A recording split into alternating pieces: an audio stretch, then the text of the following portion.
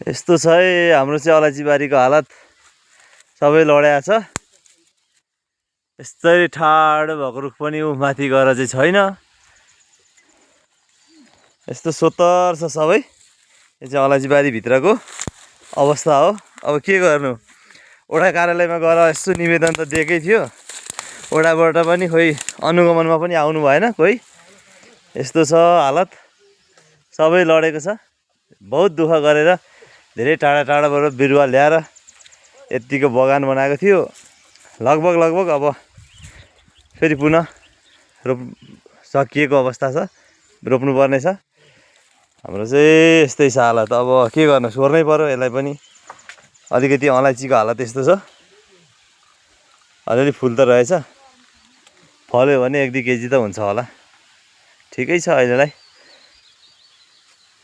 यस्तै अवस्था बनाइदियो हावाहुरीले।